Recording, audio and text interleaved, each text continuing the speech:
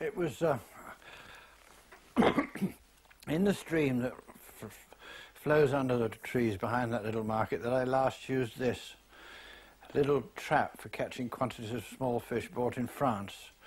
Since France is a peasant nation, you can buy all sorts of bits of apparatus for getting a free dinner, which are no longer available in England. That, for instance, is a wicker trap for catching freshwater crayfish.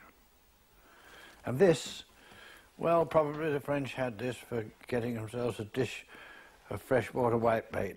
I didn't myself want a free dinner on the particular day I used it, but I did have a reason for catching up a lot of small fish in pursuit of knowledge, so it came in nicely. Yes, well, leaving that market one day and walking around the back, I found a group of little children standing by this stream looking at the weir. That's the barrier across the river over which the water flows. Very excited, because there were hordes and hordes of tiny little fish jumping over it. Just like a salmon leap. You've seen these films, no doubt, of a big salmon jumping over the waterfalls in the great rivers in order to get upstream. But these were tiny little fish. Never seen it before, so I went home and got the fish trap and popped it in. Now watch. You see there little slivers of silver coming over at the edge there, where the water's a little slacker. And look here, you see them leaping? Just like tiny 2-inch salmon walking over a waterfall.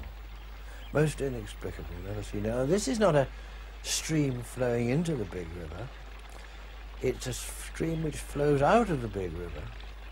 A draft is what we call it.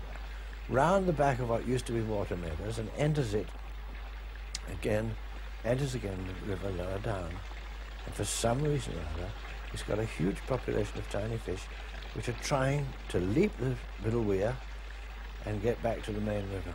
And we wonder what they were. And when we came to look at them, they were all the kinds of coarse fish that live in this river in such fusion, or used to, the dace, the chub, the roach. Not very easy to identify them when they're that size. They just look like little skippers, but by the time you get a few of them together, you can tell the difference between the species. And what had apparently happened was the weed in the big river had been very heavily cut in order to get the level of the water down against the complaints of the farmers that it was beginning to flood the land.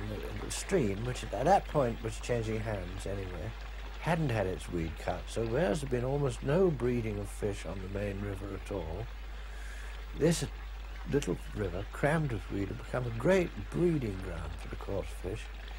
And there'd been a very successful year of hatching, and it was crammed with little fish whose shoulder to shoulder were looking for space. Their instinct told them to move upstream and try and find new water. So they had found this way, and they were leaping, just like tiny salmon, over the little weir and making their way up to the main river. It promised a splendid increase in the population of fish in the big river, where they would grow like anything once they got into the bigger, wider waters. We rang up the water authority, against whom we had been complaining for the cutting the weed on the big river so hard, and they sent somebody down to look at it straight away.